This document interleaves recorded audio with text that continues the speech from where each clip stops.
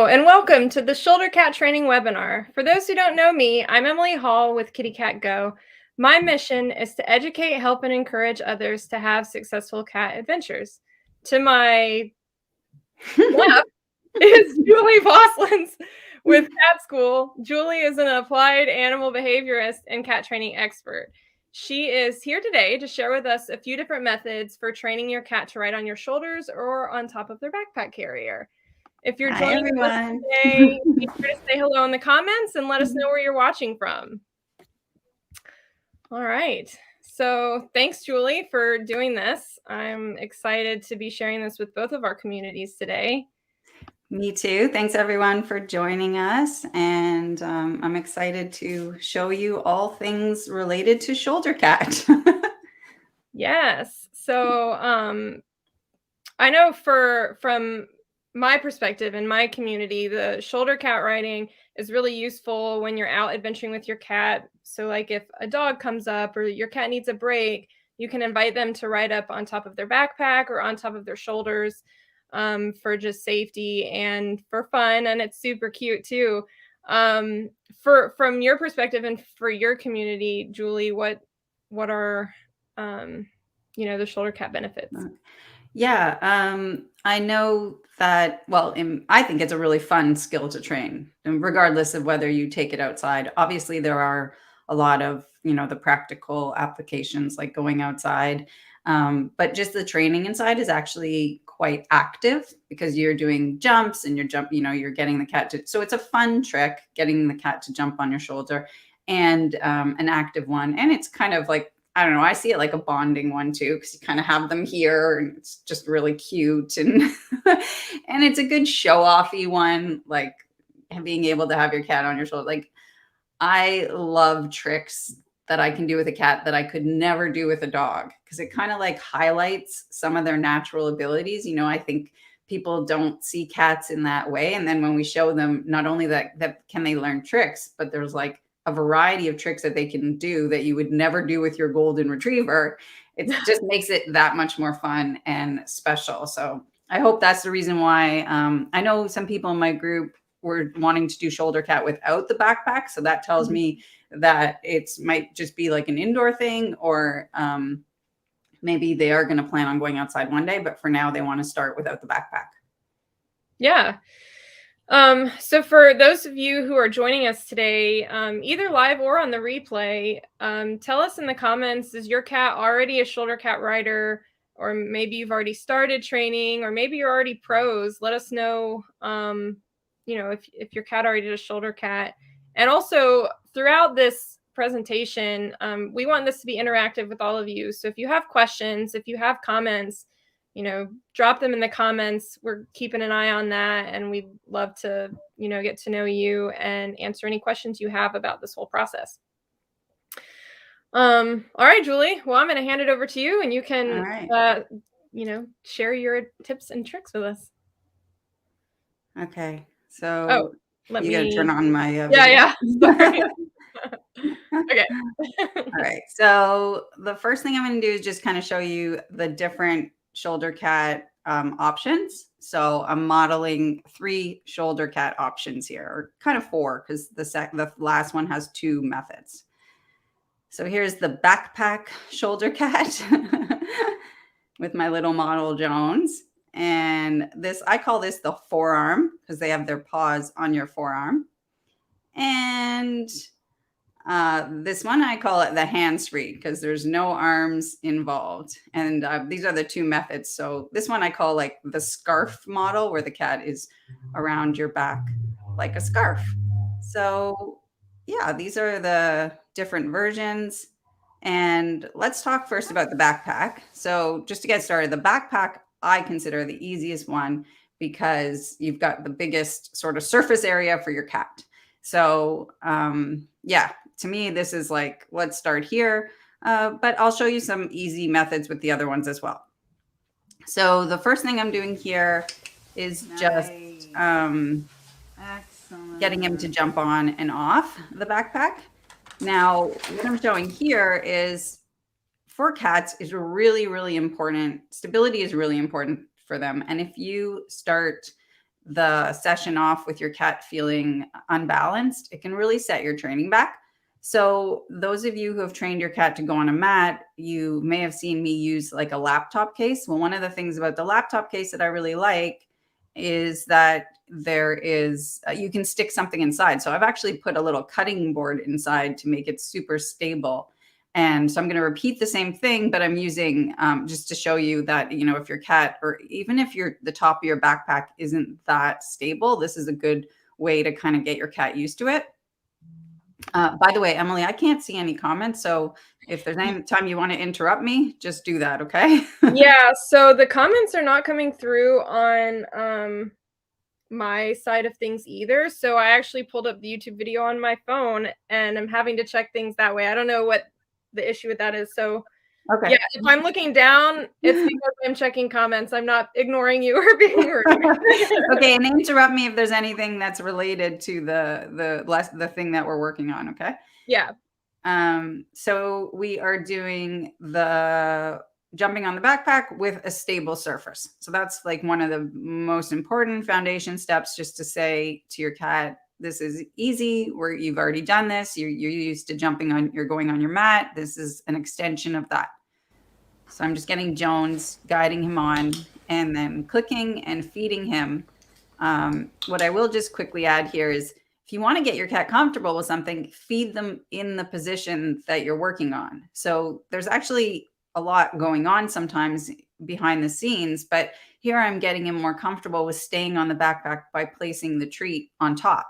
So we want the cat to be comfortable jumping on, staying on, and then you'll often see me make a big point of saying go, which means get off. So, or throwing a treat. That's the other way I kind of get him off.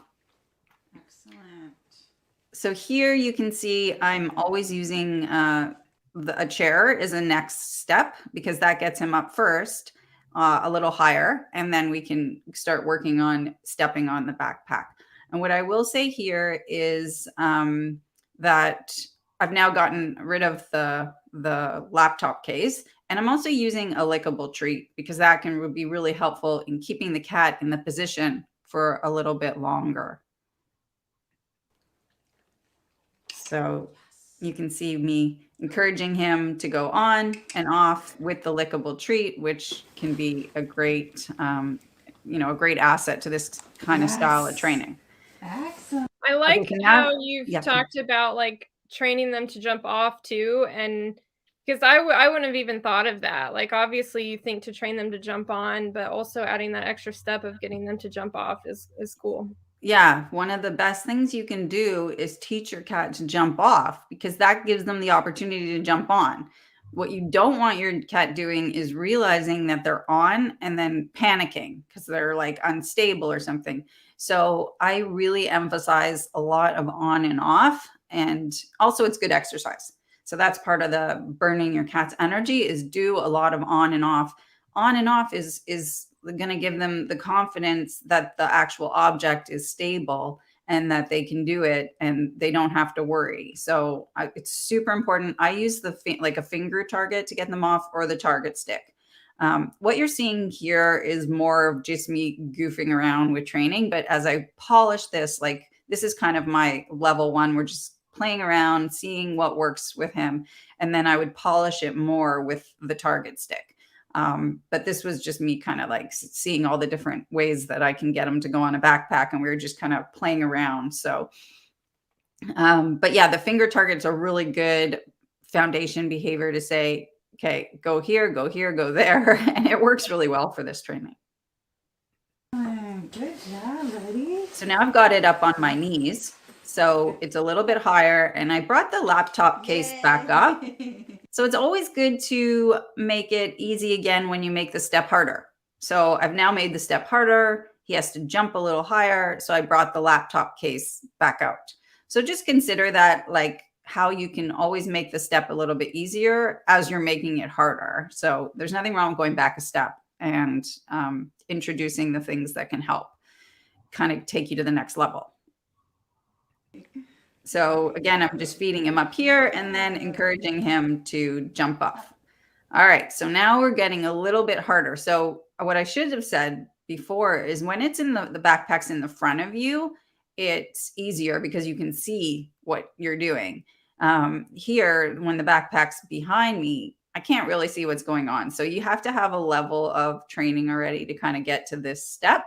And now the actual object, he knows the object so much because we've been warming him up with this. So he's like, okay, I know the drill here. So I don't really have to worry exactly about where my hands are going. He's going to see the backpack and kind of put the pieces together. And so you can see him jumping up here, and then I feed him on the top. Good job. And Such a again, good I really boy. want to emphasize, actually, one thing I want to say here is, and we're going to talk a little bit about this more. I know Emily's going to ask what backpack you have, but you can see that he's sitting on this one. And that was the first time I've ever seen him sit on a backpack. And I've used some different backpacks before, but this one, I don't even consider this one that great because you can see it's not that stable. But the fact that he's sitting on it is really good. It tells me, he's feeling comfortable and stable. Yeah, so this is actually a really great time, I think, to talk about the types of backpacks that we're using. So, obviously the flat top backpacks are going to work best for this. You've got the LEKE backpack, and then I have this is the one that I have, the Pets Fit backpack, and it's completely flat on the top. And it has openings on the very top. You can open, the front opens, and then also you can open like from the bottom. It has some nice pockets. So I like this one pretty well. My cats, though, are really light. Like Kylo is about 6 to 7 pounds, and Griff is only about 5.5 pounds. So I don't have to worry too much about them being too heavy and like weighing it down. But I know obviously other people have heavier cats. So we'd love to know, for those of you whose cats ride on top of their backpack, what kind of backpack do you have and how heavy is your cat? Because that all factors into, this whole equation. Yeah, exactly. Jones is about 12 pounds. So he's a big boy. And being stable for him is really important. So I have experimented with some different ones, and I'm going to show you the other one that I work with. And even though it's not a flat top, we are able to use it. But this is kind of a new thing I've been trying with this new backpack out with him. Look at you sitting. Good boy. Good boy. Here. So obviously feeding in position, I call it feeding in position, staying on the backpack and feeding them up high there is important. So here's my other backpack, which I love this style of backpack, but it's not that great for shoulder cat. But we still manage because he just puts the 2 paws on the back. And in here, I'm just using the target stick because we've been practicing with that backpack for a while. So it does work okay, but I do think the flat top ones, if you're going to do hiking and you want your cat to kind of feel more comfortable, that's probably a good option.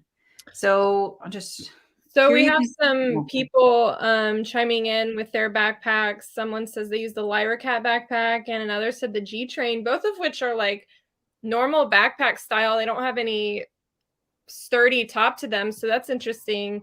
That your cats ride on those. That's really cool. And then someone else says they have the Pets Fit, the same as I do. And then I just saw a question. Oh, Christine wants to know how to stabilize the backpack for a 20-pound Maine Coon. Okay, that's a good question. And I don't even know why I forgot to say this, but can you see on the backpack the cardboard pieces I have on the top inside it? You might not be able to see it, but no. It's the top of this backpack's like a little flap, and I actually can put some cardboard at the top. So it's kind of just sitting in there to make it more stable. So I don't know if a lot of them have this feature, but I was able to do that with this one to kind of make it more stable by putting some pieces of cardboard. It didn't help that much, but it does make a little bit of a difference. I've seen, I think it was somebody maybe in my Facebook group, they posted a picture of how they like fashioned this whole thing out of PVC pipe and like ran I'll try my best to explain it, but they like had made like a frame basically out of PVC pipe and had like a piece in each corner Yeah. and then around the top, and so that it made the whole backpack a little bit more sturdy just all around, so it wouldn't collapse in on itself as much. Now obviously that's a much more substantial DIY project than Yeah. adding cardboard, but get creative. If your backpack isn't like super sturdy, you can probably come up with something like that. Yeah, I feel like some Velcro, like sticky Velcro. I love that sticky Velcro stuff. I always play around with it. So you can put Velcro on one end. It has like the sticky part, and then you put it on your backpack. And then so you could probably use like a carpet tile. I would try something like that. Yeah, that's a good idea. Okay, so now we are adding in the floor to the backpack jump. So this is obviously really important for getting outside, because outside you're not going to have other props and stuff to get your cat up higher. So you got to be able to get them from the floor going up. So you're going to see this in every skill. I'm working on the floor to getting the cat to jump up and building their confidence. Oh, nice. So he did that pretty well. We haven't been training this very much with this new backpack, and he kind of figured it out pretty quickly. And so, yeah, so that's the first one, the backpack one. I think that's the easiest one. And, for cats who really value being stable, that's the one that I think, you're going to want to start with. So let's move on. Unless there's any other questions, we can move on to the forearm one.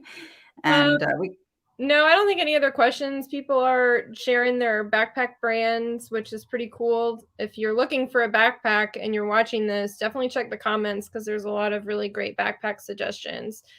Okay. Okay. Yeah. So, Here's a question.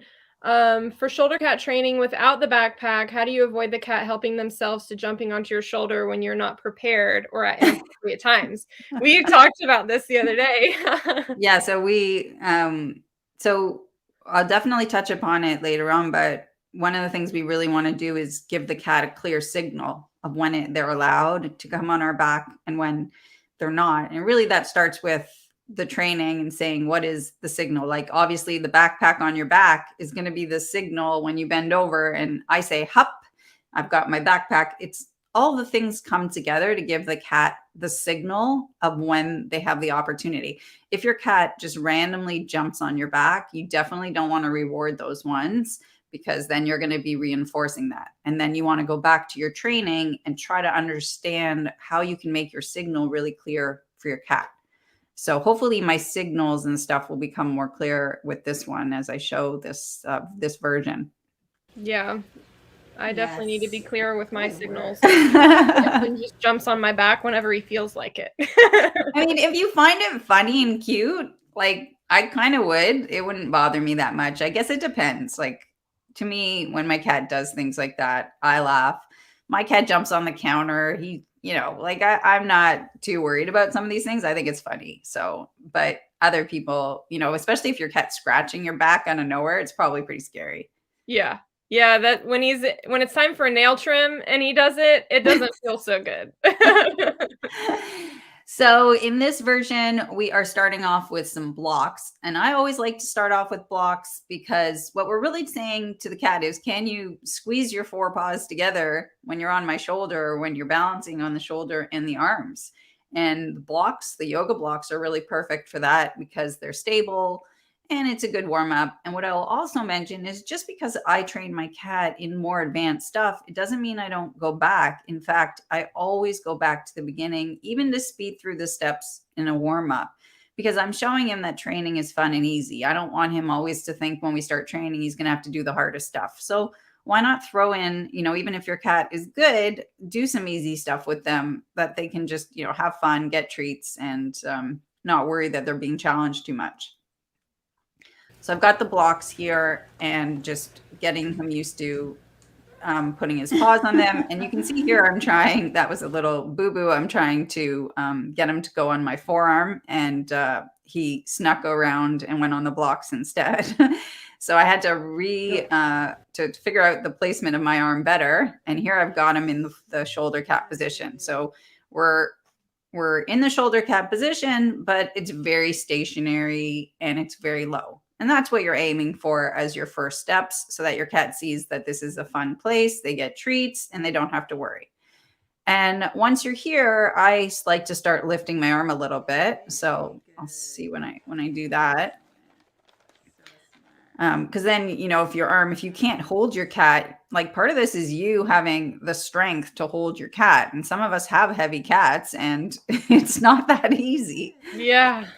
So yeah, lifting your cat with your arm very close to the blocks is great, because then you can, if your arm kind of falls, you're just going to hit the blocks. They're going to go off. They're not going to think it's the scariest thing in the world. So now we've got the chair again. And one of the things I love about the chair is like your cat's way of saying, like, yeah, let's do this. If you see your cat, like if I just go back a tiny bit, you can see that he just jumps on the chair automatically. He's like, yeah, let's do this. So I always use a chair because that's a great way for the cat to say, like, I'm ready for this. Here I'm just guiding him on and making it nice and stationary. Again, watch your cat's eyes when you're training. Like, it's really good to video. Is your cat, I actually think this is funny, is the cat taking the treat to go? That tells you how balanced they are. If the cat's like, I'm out of here to go eat my treat, that's different than them staying there and eating their treat. So you really want to see your cat eat their treat on your arm. If they grab their treat and go, that's probably telling you need to work on your arm strength and making sure that you can hold your cat so that they don't feel like all wobbly and stuff. Yeah. So a lot of times I'm training Jones, I'm watching his eyes. Is he looking to get off, or is he staying on and waiting for another treat up there? And that's what I want. I want the cat saying, yeah, like, this is a great place. Give me more treats here. Yeah. So a couple of questions have come through. How do you move one from the basics to the new things if they're not getting what they need to do? So I always try to aim for getting 5 or 4 or 5 in the row correctly. And if the cat is struggling, I'll try to figure out, there's always an easier step, right? Like, it's just a matter of trying to figure out. So with the block, I could lower the block, or we can spend more time just on blocks. I could raise. So say if you look at the height of my arm right now, you can see that it's quite higher than the blocks were. So I could have put more blocks. And sometimes I do that with a lot of tricks, is I'll just say, can we match the height first with blocks? And then we'll go back and add in the arm. So again, go back to the easiest building blocks, which are the blocks, and build their confidence from there. The worst thing you can do is push them, because especially I find with cats, when you push them, especially, sensitive ones, Jones is quite sensitive. He will walk away from the training if I push him. So I never win when I push him. Some trainers will call that, oh, you got greedy. You got greedy when you try to push your cat too far. And we all do it. We all say, okay, let's go. We got to, I'm the worst at that sometimes, because I have to get a video on YouTube, or I'm doing a live, and I'm like, okay, my cat needs to be trained, and I'll push him. And that's when he's like, no, I'm out of here. So you do want to take it slow, build their confidence. I think training is a lot like yoga. You're going to want to stay in the downward dog and practice that a lot. You're never going to get away from practicing downward dog. Like, every time you start a yoga practice, you're going to be doing the downward dog. You're not moving into a handstand when you first start yoga. And it's the same thing with training. Work with your building blocks, work on your chairs, get your cat, comfortable with those easy ones, and then go from there. Yeah. So another question, what do you do if your cat is not food or treat motivated? Yeah, so food or treat motivation always comes back to meals. And you got to do a deep dive into what you're feeding your cat for meals. Are you leaving their food out all day? Are you feeding small scheduled meals? Are you feeding dry food? All those variables will influence your cat's food motivation. So, food motivation is a big, big topic, but I always go back and look at the meals to try to get to the bottom of what's going on. But ideally, we want the cat to eat moisture rich food because that will make it so easy to transfer into using any dry pieces for treats. So if you feed your cat, either wet or raw, then any of the dry food treats dry food like kibble that they previously ate, you can use as rewards. So I've got the Pure Brights freeze dried chicken treats, or these ones are the fish, I think, that I'm using with him. And I will use dry food. And Emily, we talked about this. You use dry food. Yeah. So you're using like what did you say you use? I use the You're worst. embarrassed. It's embarrassing. I use Meow Mix kibble to train my cats. And it works. Like you don't when you're using the kibble, you also don't feel as bad because you're like, well, it's a food. You're not giving them a treat per se. But obviously we know that's not the best food, but as a treat, it's fine if it's in, a little bit of moderation. Yeah. So I think that that's fine because some people are feeding that as their cat's main meal. You're just like, oh, here's a few pieces. That's different. So as long as you feed them healthy food, that will create the opportunity for more options for treats and dessert. But it's like such a big topic. But one of the best analogies to actually think about ourselves, like if you eat McDonald's for dinner, then for dessert, you're going to need an ice cream sundae. That's why McDonald's is, presenting an ice cream sundae. So you need a really high value dessert. Whereas if you have like, I don't know, rice and beans for dinner, then an orange might be dessert. So like you just have to think about lowering the value of making the food healthier, and then suddenly dessert is available. Yeah, that makes sense. And for those watching, definitely drop what you use for treats in the comments. It might give everyone some new ideas of a new treat to try with their cat that might motivate them a little bit more. Yeah, and that's a good point. Novel treats are important. So don't look for one magic treat. It's actually really good to vary the treats because it will get your cat excited. So like often when I'm doing a video, I'll bring out something new so I get some extra special performance from my cat. So yeah, don't undervalue novelty. A lot of people are always like, what's one treat or one food my cat will love? And that's not the right approach. We definitely want to vary the treats. Yeah. And giving different foods is good too. Yeah, that makes sense. Kind of going back to the step that you were talking about in your video. What about for those who have trouble, who are maybe heavier or older and have joint problems or something? That transition from like floor to standing can be Yeah. difficult. Do you have any recommendations on how to navigate that? Yeah, so the chair is a great training prop, and you can do a lot of the training with you sitting on the chair and your cat on the couch. I've seen people train shoulder cat with their cat on like the top of the couch ledge, and they're sitting on the couch. So you just have to raise yourself up, and then you're raising your cat up. And as long as you don't mind having your cat on a table, which I don't, then it's not that difficult because you're on the chair and then your cat is on the table.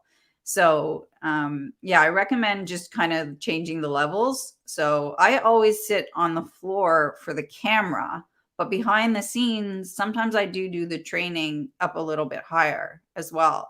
So it's just because it's easy for me to put the camera on the floor. So I tend to do this. But a lot of times when I was training him, I was sitting on a chair and I got him up on the table. So that makes it a bit easier. Yeah, makes sense. There's actually one part in this video where I stand up and I'm like, oh, fitness. Because it's just like, it was so hard. It was so hard to get him up while I was like on the floor and I had to, yeah, I felt like I was doing a squat with lots of weight. It's like a workout. You could count that as Yeah. your workout for the day. Yeah, seriously. Okay, so now I've got him jumping on my arm from the floor. Okay, so I want to see. So this is like the next step. You want to see if your cat can jump up. So he, at this point, has to find that your arm is stable in order to feel confident to jump. Because the last thing the cat wants to do is jump on your arm and then your arm kind of goes like that, right? So you've got to build up that point where you've showed your cat that your arm is stable, and then they will have the confidence to build up. So just to rehash, I started low with the blocks, then I was at the same level with the chair and he got to see it, and now we're adding in a jump. And again, I'm watching his eyes. Is he going to try to jump back to the chair? Is he going to want to stay for treats? And then encouraging him to drop off. So that was a good one, actually, because you could see that he stayed on and I had to give him the signal. And so now let's just go here. And you're going to see him jumping from the floor now. And I've got my knee up, so I'm a little bit taller. Well, I'm a little bit higher for him. So he's now, and this again is the position I would use if I was starting to work him outside. I don't think I could get, I'm not going to be sitting on the floor outside. So I really want this behavior solid before I go outside with him. And then, oh yeah, this is the part where I'm like, ugh. Yes. That was hard. It's leg day. Yeah, so that was a hard one for my legs. Yeah. So that's the training plan for the forearm one. And so now we're going to move on to the hands-free one. Yeah. Before you start that one, there's a question about, is there a way to train the cat how to go from inside the backpack up through the top and onto your shoulders? Yeah. So actually do think we have a clip that will relate to that. Okay. Well, we can wait for that then. Yeah. Remind me towards the end, because I think there's a clip that relates to that. Okay. I don't think that should be that challenging, actually. Yeah. Okay, so let's look at the hands-free. So here I'm low and I've got him I'm using the lickable treat here and getting him to feel comfortable putting his paws on my shoulder, feeding him back on the chair, and then just repeating this, trying to get him a little bit further each way. There we go. What I do want to add in here is you'll notice that I'm wearing, a lot of times I'm wearing like a fleece sweater, Patagonia fleece thingy, because it is really good for their, they can really like kind of dig their claws into that fabric. And so I'm either usually wearing this or jean when I'm doing a lot of the shoulder training, so that it's easy, because like some of the fabrics we wear can be really slippery. Yeah. Yeah, that's a good point.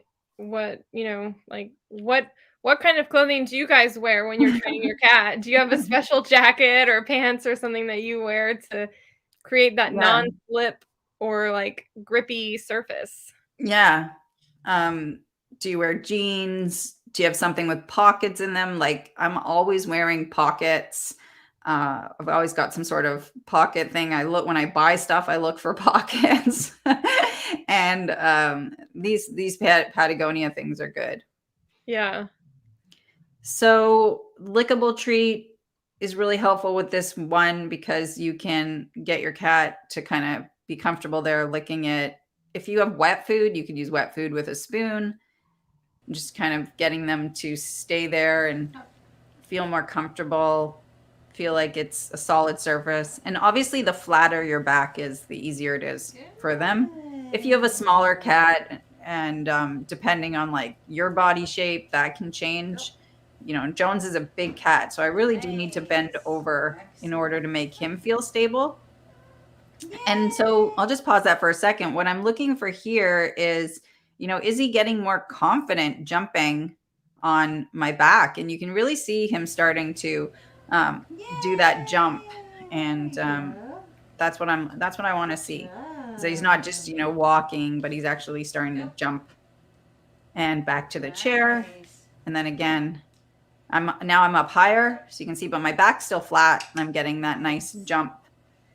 And okay, so here's the final one, and this is not polished yet, but I'm really bent over here, but definitely I would keep working on this because I would want him to jump with more of an angle, but you can see here the idea, and that I'm bent over and getting him to get up on my back. And this is, obviously taking this outside. Good job. Good So job.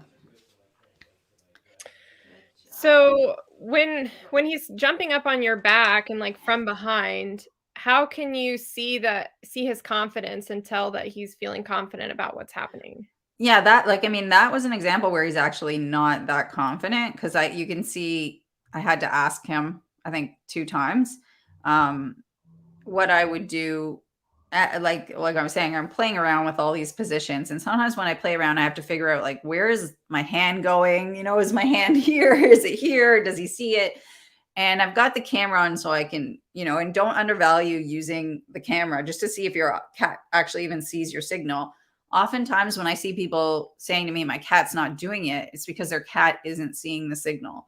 So this is just, like, for me, a level 1. And what I would do here as a next step is I would definitely get the target stick and start playing around with the target stick. And if I see the cat respond to the target stick and not just the food, that's a better sign that he's understanding what I want. Because if when we're at this level and you have the food in your hand, it's like, oh, there's food, he's jumping.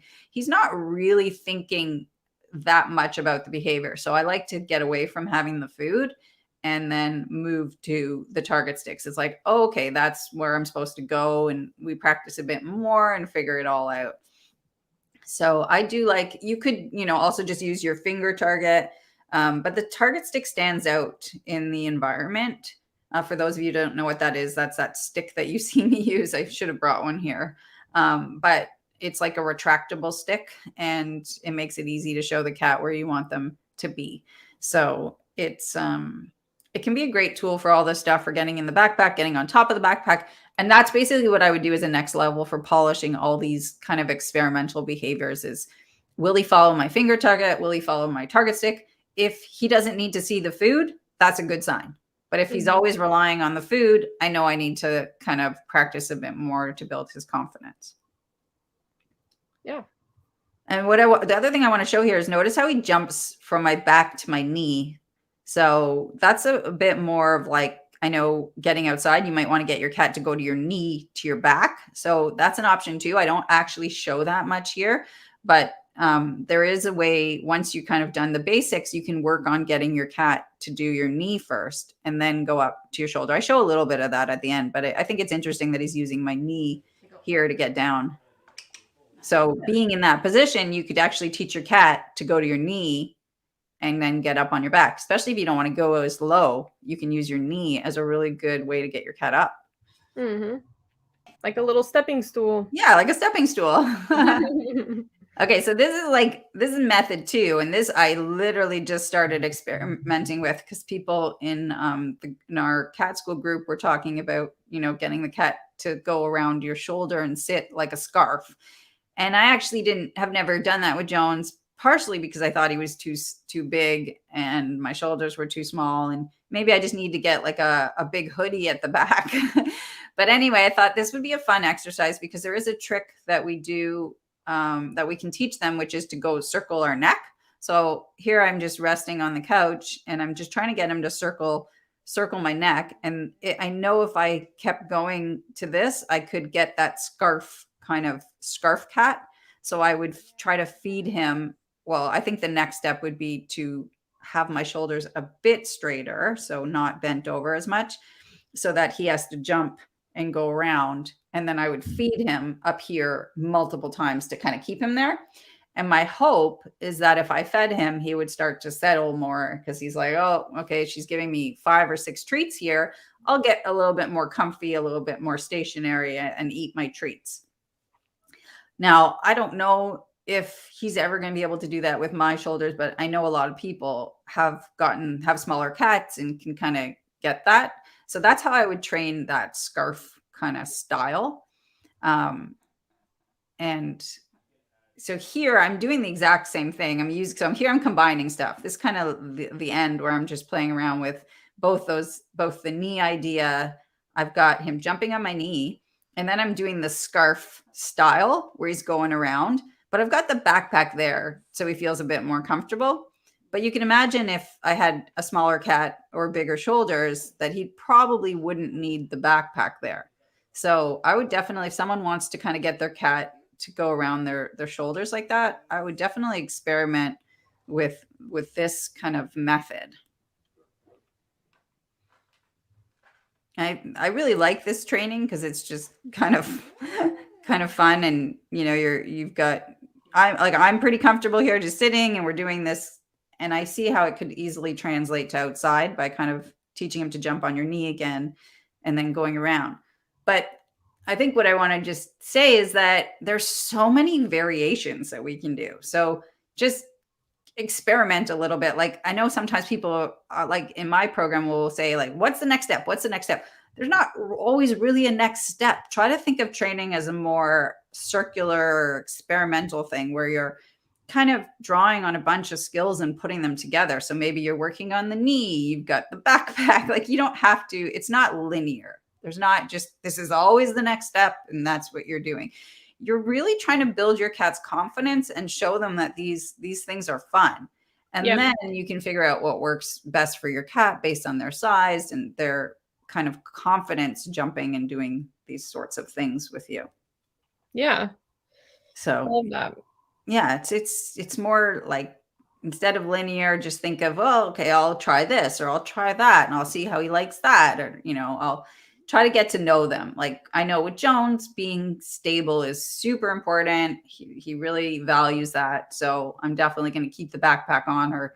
But over time, if I kept practicing, he might get more comfortable kind of in that scarf position. He's such a good boy. He is a good boy. He likes training. All right, so I've been watching your presentation. Let me scroll through these comments and see if I missed anything. Okay,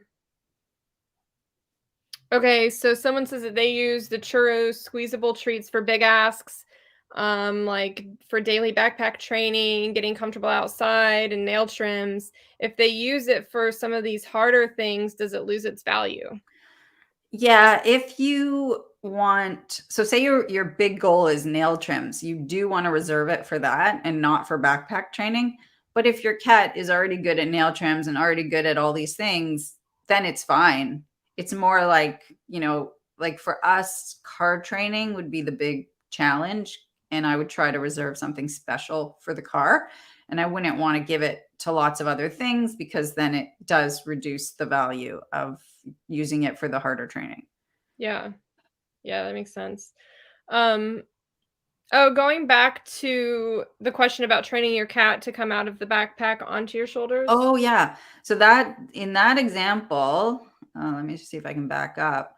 So if the cat was in the backpack here and I feel like you'd be able to kind of draw them up onto your shoulder.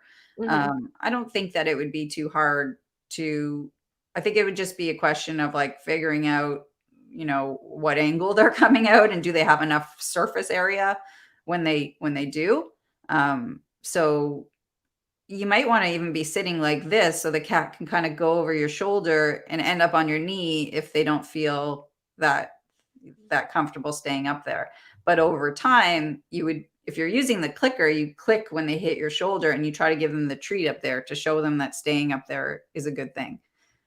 But I would definitely try this. And if you wanted to, you could go the other way. You could have your cat jump on your knee, onto your shoulder, and then into the backpack, and then kind of come out.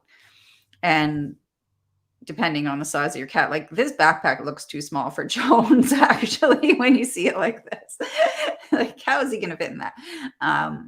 But yeah, I feel like that kind of setup could work well for that. And obviously, I think if you're more bent more forward, it would be easier for the cat to kind of, actually, I don't know. You have to experiment, because if you're bent more forward, they can come out easier, but then it could be more scary. So, but I would definitely experiment with that, with this kind of position. Yeah. Makes sense. Any advice on clothing that helps with their nails digging in? Yeah, Probably definitely thicker this fleece stuff. or jean. Yeah, fleece Yeah. or jean are my two go-to. Yeah. Nothing nylon. I've had cats outside, if I try to pat them, even break that like fabric, Yeah. like the puffy coats. Yeah, yeah. In like a second, those things break. Yeah, I have a sweatshirt that I wear when we go outside on adventures, and that works pretty well too because it's thick, and I mean they can still get traction on it, but it doesn't like rip, you know? Yeah. Yeah. I like the fleece for that for sure. Yeah. He's not been able to rip this gray sweatshirty thingy that I wear all the time. Um, and then another question is how can an owner expedite a shoulder jump in an emergency situation? Yeah, so that's a good question, because I know we all want to kind of get to that point. And what we were talking about the other day with dogs. So let's say the emergency is a dog. One of the steps you would need to do that I think people often overlook is you need to first get your cat comfortable staying on the backpack while you walk beside a dog or while a dog passes. So you have to start with the end in mind. If your cat can't be on top of the backpack while that emergency passes, then your cat is not going to want to jump on the backpack, because that's the next level. So my first thing would be to have the cat on the top of the backpack when it's not an emergency, and make sure that they can stay there while the trigger walks by. So whether it be a person or a skateboarder, can your cat stay up there with the trigger? Then if that's good and they see that it's a good place to be when the trigger passes, you can start to work on getting them to go up. And for that, you want to do it when your cat is obviously very far away from the trigger. So you definitely don't want to be doing your training in an emergency. You got to do lots of training when it's not an emergency.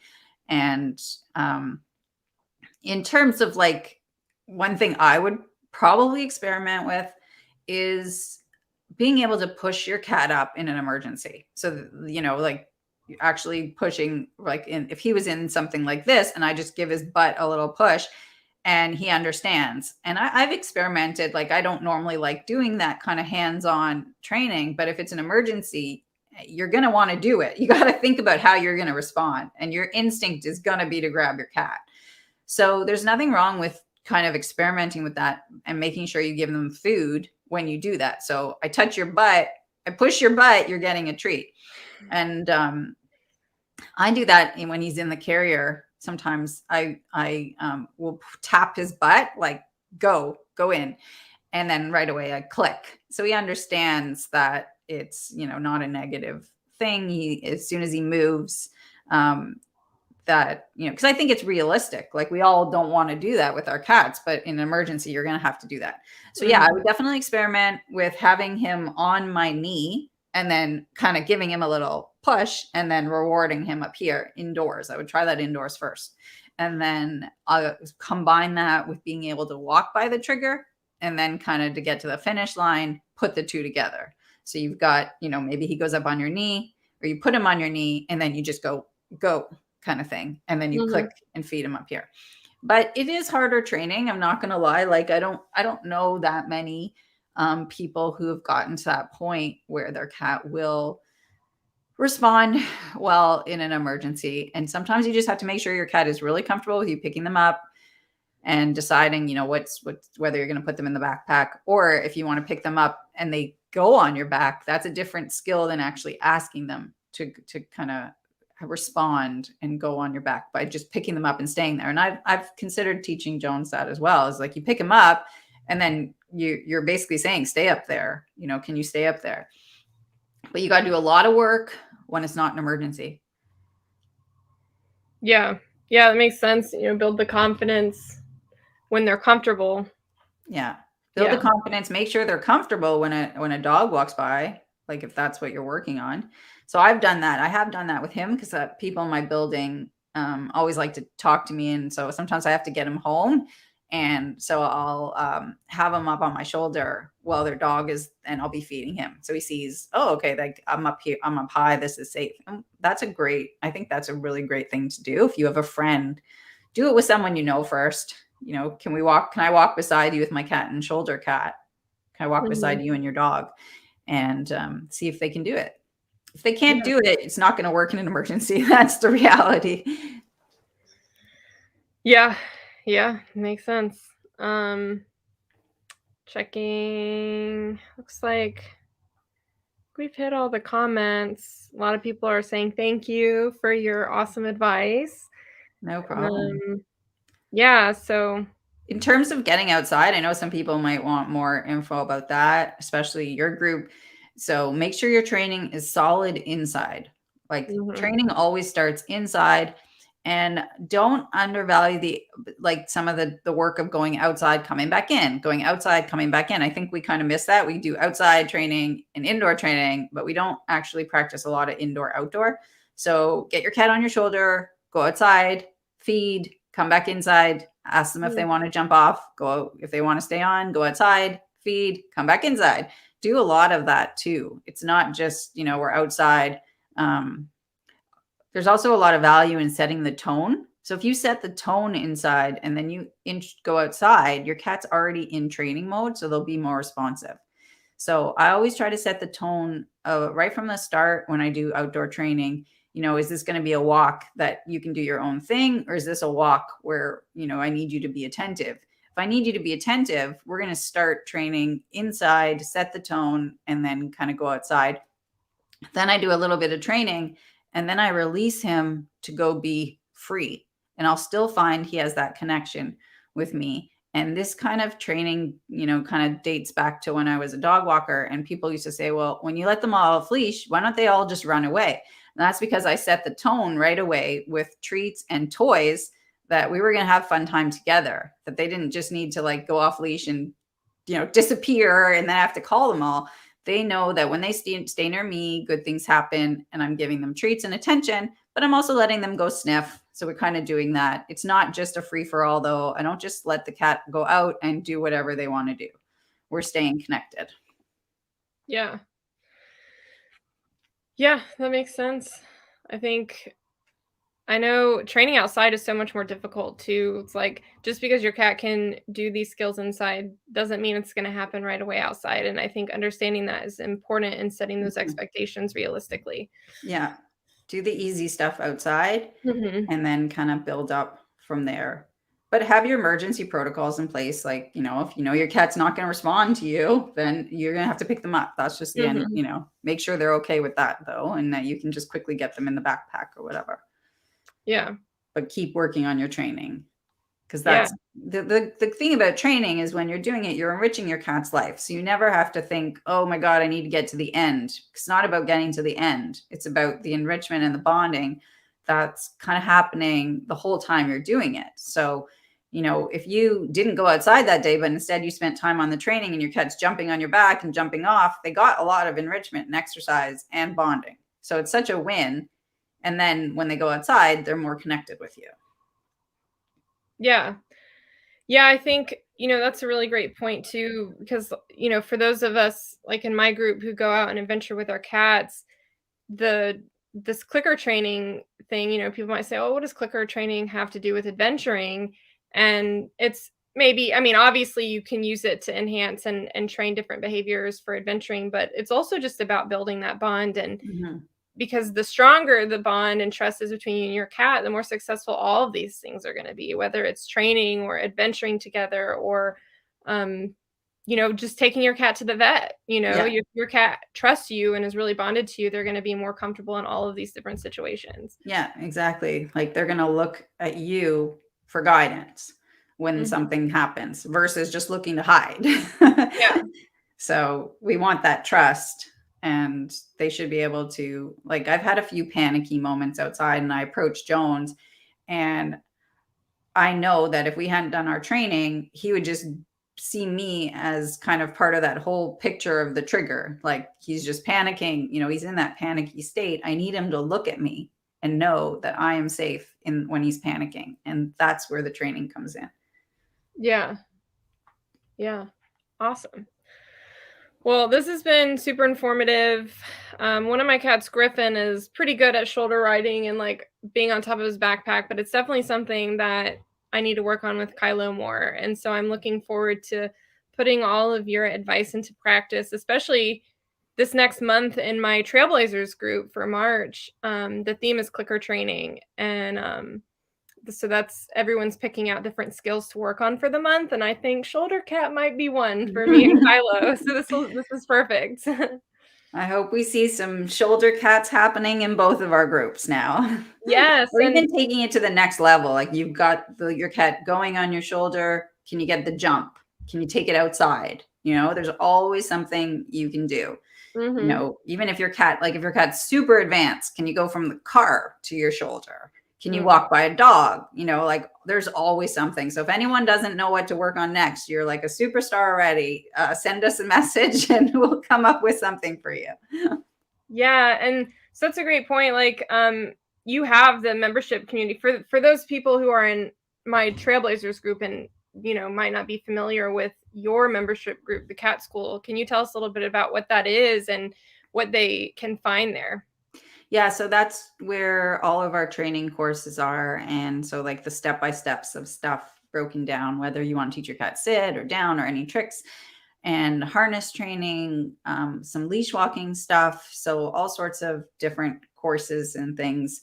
And then that's also where you can get support. So if you're like, you're saying, well, I don't know how to take my cat to the next level, or the training is breaking down here, then I can help you kind of come with that intermediate step.